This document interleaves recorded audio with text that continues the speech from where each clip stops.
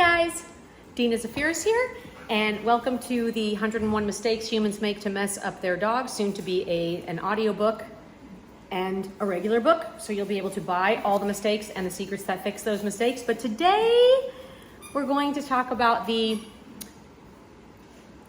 improper use of the name.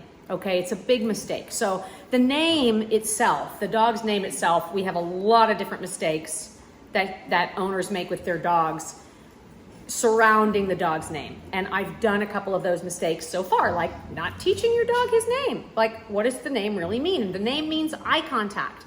The dog's name means good things, okay? So I had a whole mistake about how to teach the dog their name properly so the dog knows what it is. But it's also really important, okay, with your words, all right? So it's this mistake is actually better described as the misuse of words and when not to use the dog's name. And it's kind of obvious. We have some dogs boarding here, so there might be a little bit of barking. And if there is, we're not gonna bark and guard this unicorn. So the dog that's boarding was guarding this unicorn toy, and that is my fault. There's the culprits. So I'm going to pick up all toys with these dogs. And that is a new behavior. I'm not engaged with them. They're all out of their kennels. I thought it would be nice to have them out, but Mr. Unicorn cannot be on the ground because I didn't like that growl. So we can work with some desensitization and counter conditioning later with those two dogs to make sure there's not going to be a problem and that nobody starts to resource guard, because I have 8 dogs in this house right now. 5 are my own and 3 are boarding. So the dynamic and the 3 that came to board, 1 does have resource guarding, but it's about food. So that was a little resource guarding with a toy. And you know, like I said, sometimes dogs are allowed to growl. A lot of packs, if you live with a pack of 5 or 10 dogs, or even 3 dogs, they have it worked out. One growls, the other one backs away. Not all growling is bad. Sometimes the pack works that way because they're allowed to talk to each other using growls and whatnot. It becomes a problem if the dog goes further with the growl, meaning dog B doesn't back off when dog A growls, then there might be an altercation. And if that starts to happen, we need to do some desensitization, counter conditioning. And it doesn't help to do it anyway, even if there is a growl, but it's not necessarily a bad thing. So that's even another mistake. There's lots of information here. And like I said, a lot of the mistakes overlap with each other. These videos, it's easier for me to film a video than it is to film or to record a podcast, because I have to go upstairs with a mic, and this I can just zip on the video. I can also use notes and show you the notes. You can take a screenshot of the page and remember these little clues. So today, the biggest mistake for today's video is about the misuse of the name, okay? And it's very specific because we normally don't think about words like sit, down, stay, come, heel, leave it, no, off, tricks. You need an attention command for your dog before you do a lot of these commands to let your dog know that you're talking to him. So I like using ready, sit, so that I don't always have to use my dog's name. Splitty, sit, right? Splitty really means to look and to run towards me. So if I'm gonna say stay or sit, I might wanna use a ready. I can say splitty sit because sit should be a good word.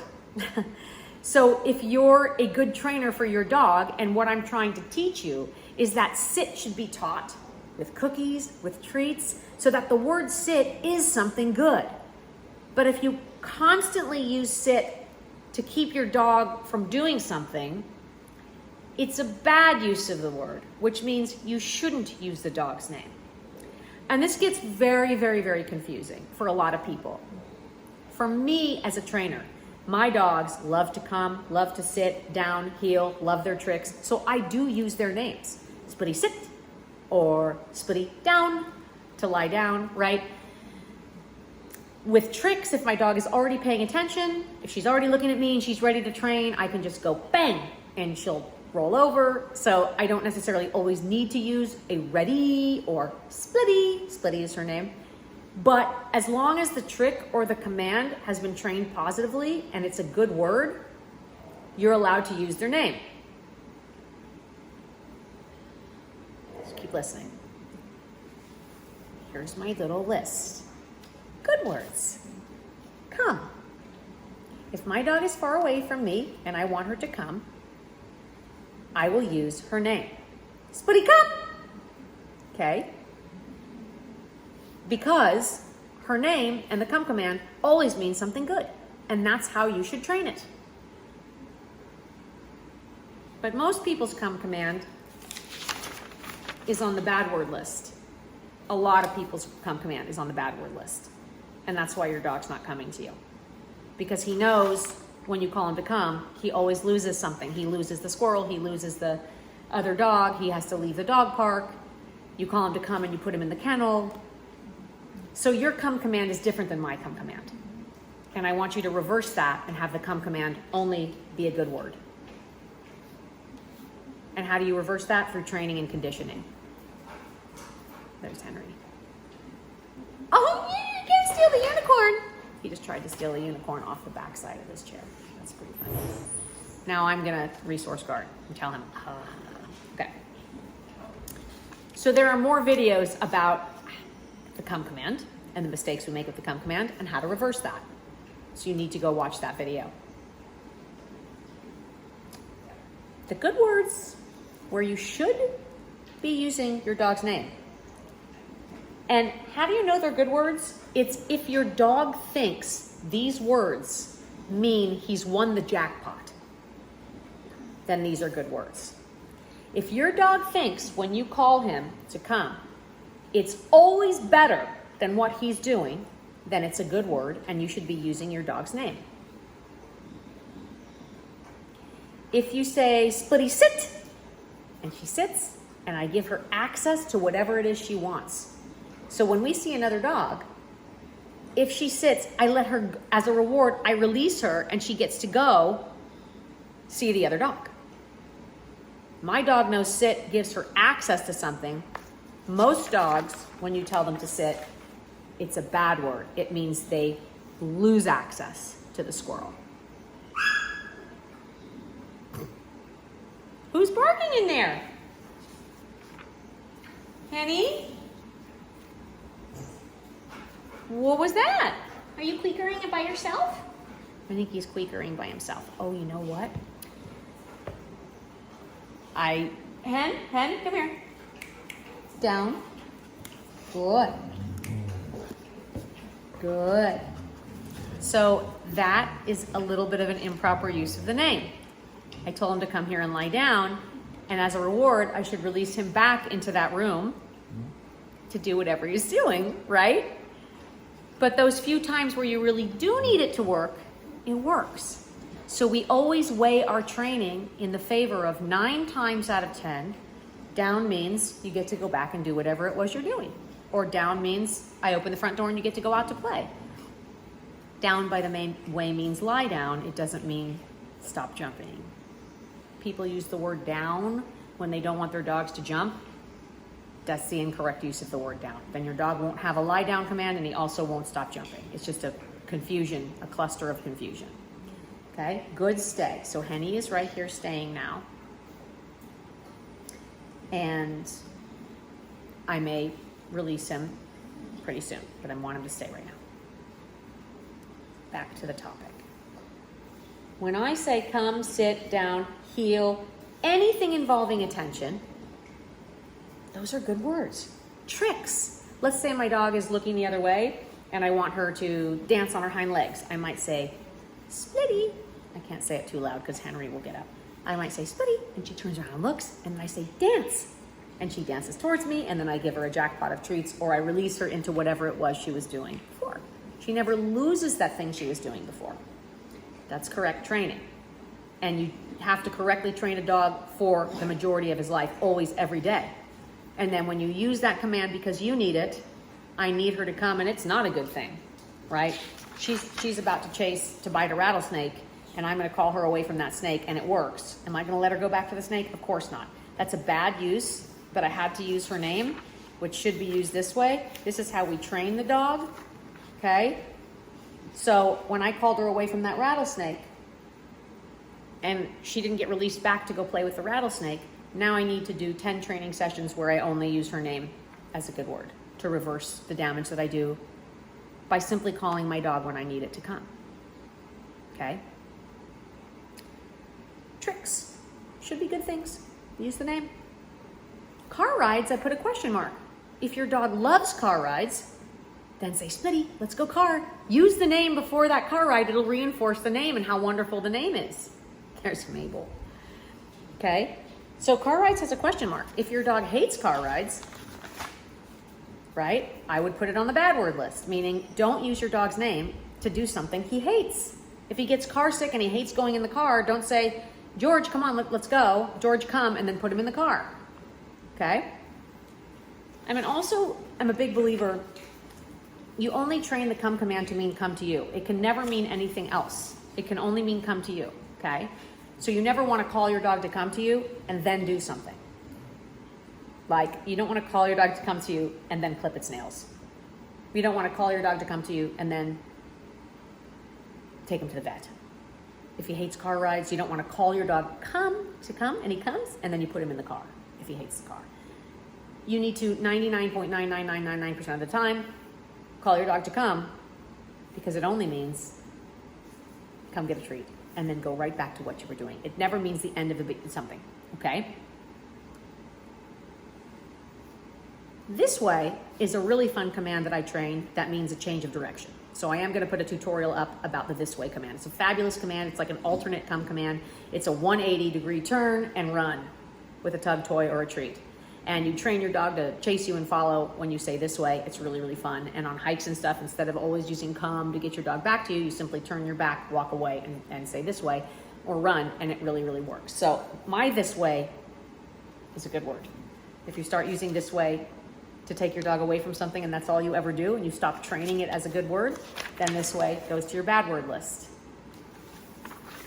And it's not that you can't use the bad words, but they're trained a little bit differently. And I don't use the name in front of any of these bad words. I don't say, Spuddy, no. George, no. I'm sorry, I was just kidding. He's like, what? Splitty, leave it. Never. Never. Because the way you train, dogs learn by association. So if I say, Splitty, no. Pretty soon, Splitty means no. Well, that's training. Splitty only means to look. So then you go, well, why can't I say Splitty? She looks and then I scream no. Well, that's one good way to train her not to look or to move away from you when you say her name. Trust me, it's 100% true.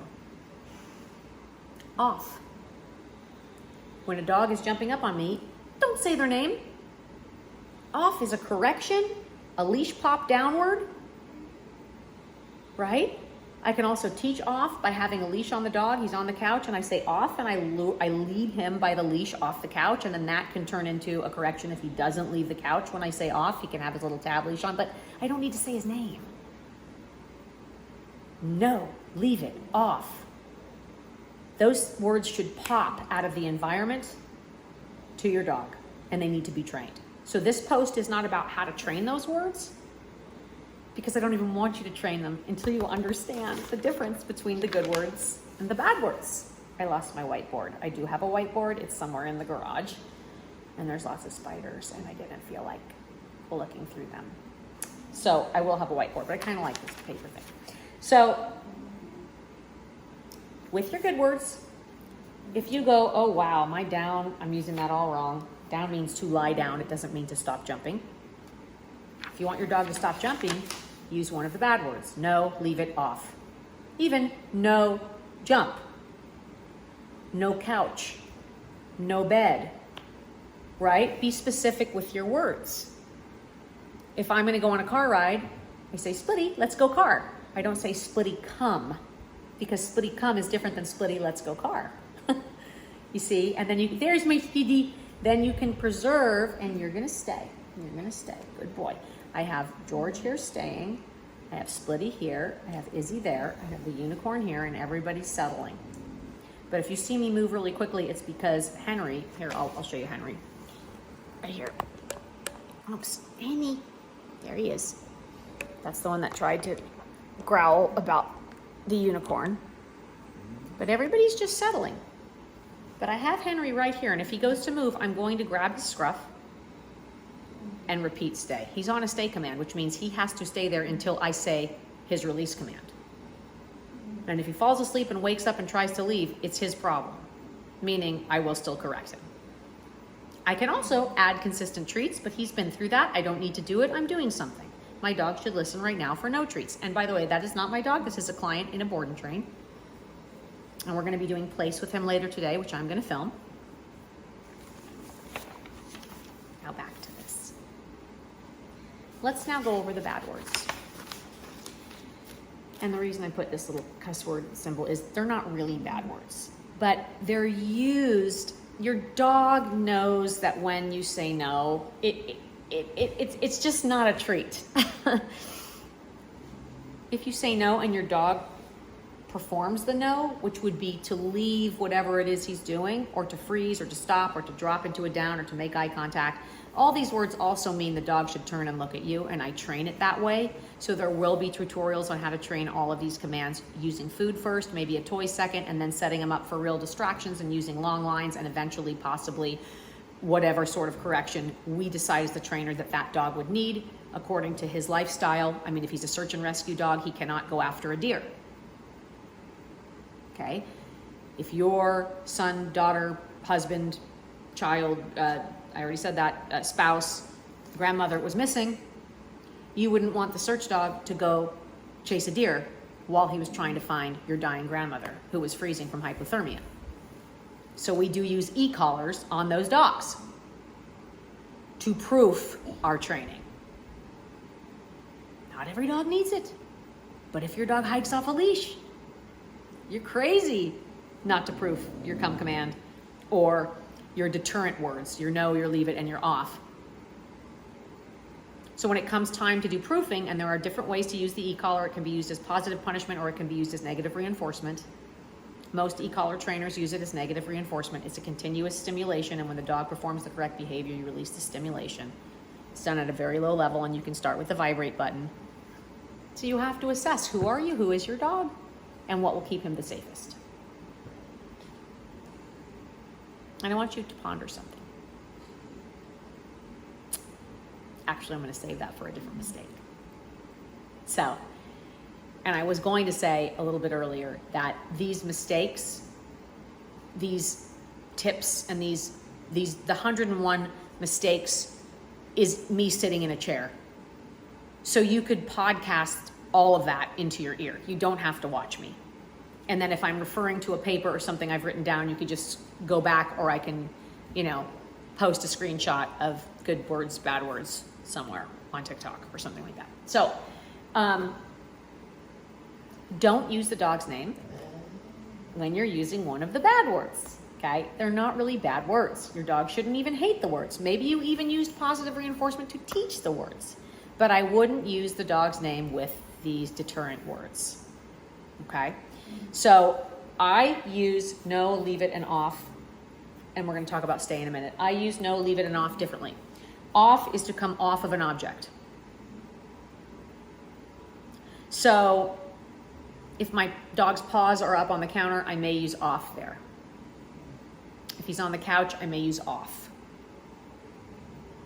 But if I said no, he should also come off the counter. You know what I mean? They're a little bit different. No is a more generalized and a much more urgent now, stop, drop, and look. And if my dogs hear no, they freeze and they look at me because I might want them to then, either stay, come, whatever. So the reason we don't use the name with these words is because we don't want to ruin the name. But when push comes to shove, if my dog is about to be hit by a car and I need her to look at me, I will use the name, call her to come, or maybe say stay. So that was, I used her name with a stay because when I need it to work, it will. I think, you know, in other words, if I really have to call her to come away from a rattlesnake, I will use splitty come to call her away from the rattlesnake. That's the incorrect use of the come command, but I will use it. And the reason it works when I need it to work is because I never use it that way unless it's a severe emergency. Does that make sense? I tell people this over and over and over and over, and it's still, there's something about it that either the way I'm explaining it or whatever it still doesn't register. So, can you say, Splitty, leave it? Yes, when you really need her to leave it. If she's about to get,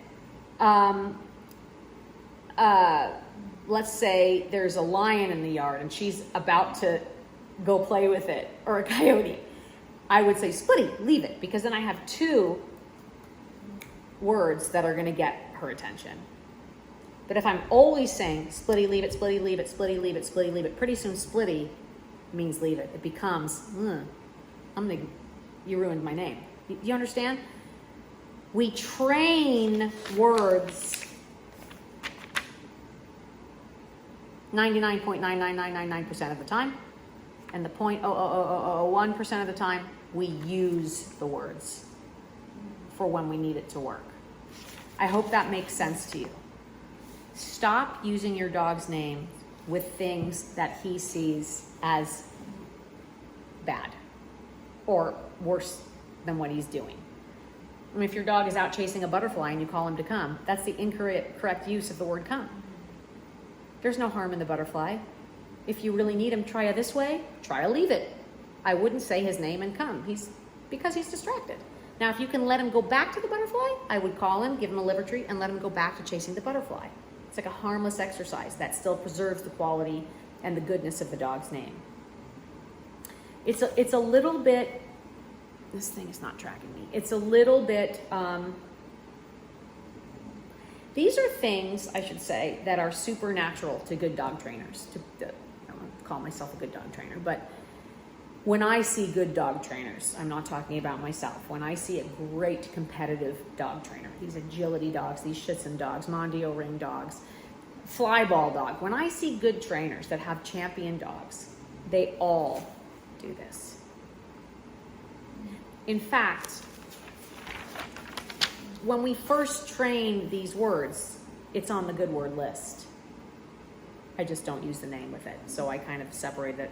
And through life, I'm usually using one of these words when it's not going to be so fun for the dog, but they need to listen. These words also involve, after they learn the basis of no, leave it, and off, if they don't do their no, leave it, and off, they get a correction. Okay, fair enough.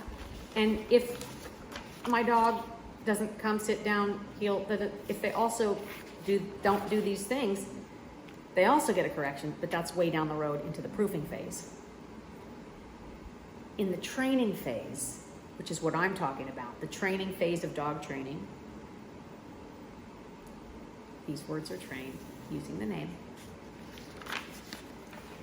And these words, I do not use the name, as to condition the dog that his name and coming when called are always good.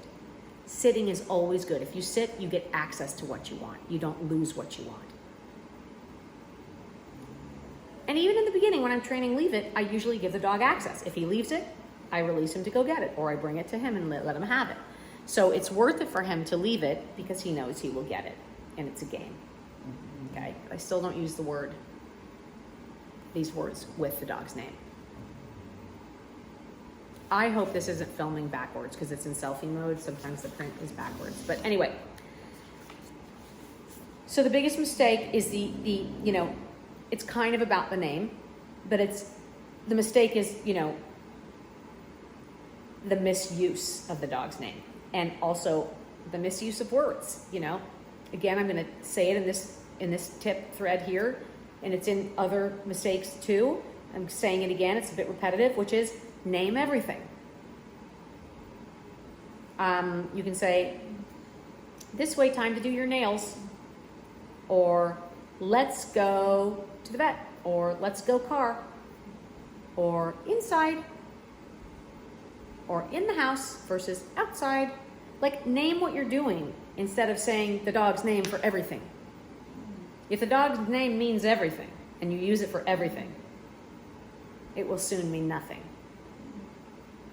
So you have to break it down. Dogs don't speak English. We train them very specifically to understand what words mean, the tone, the sound of the word. They can recognize the word, but their understanding of it is at a base level. It's less conceptual than we think. It's what exactly have you trained him that his name means? And if you're using his name for everything, then when you need him to come, he looks at you like, why? Are we clipping nails? And I never want you to say your dog's name. And he looks at you like, oh boy, I better not come to you. I know it's time to go in the kennel. Instead, you should have just said, let's go kennel.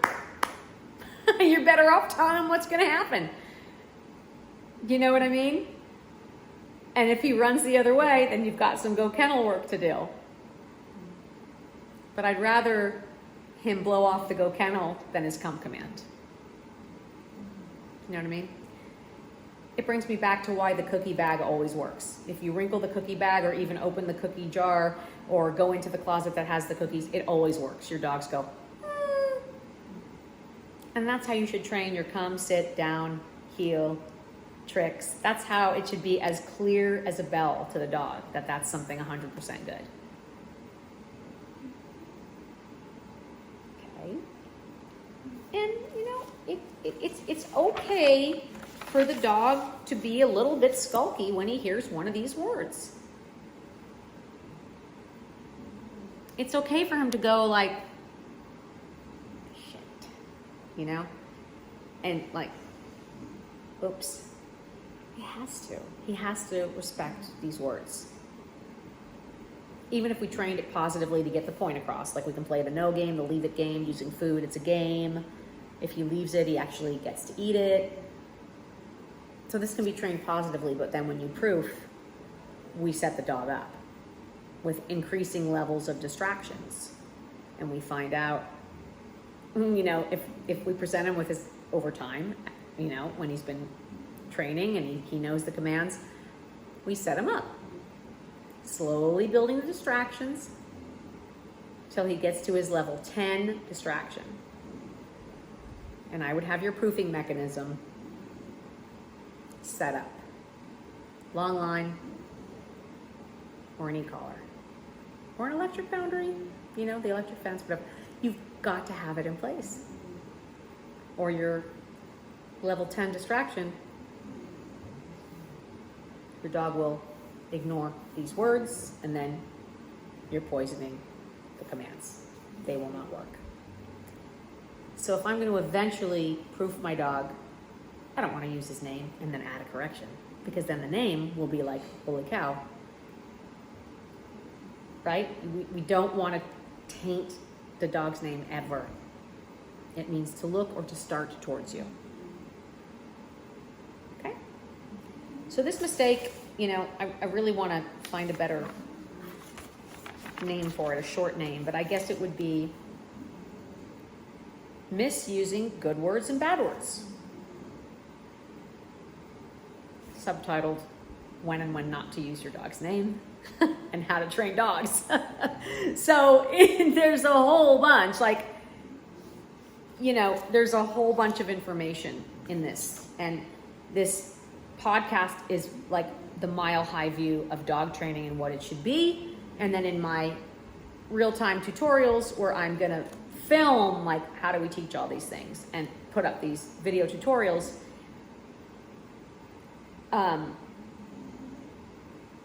those tutorials will be, you know, how to teach come, or how to teach leave it, how to teach no, off. But this post here it's like the philosophy behind dog training. The 101 mistakes are like the philosophy. Like, get it right, get it right. Okay, that's it. Happy training. I'm going to take this out so you can see how good this little doggy is there. Oopsie.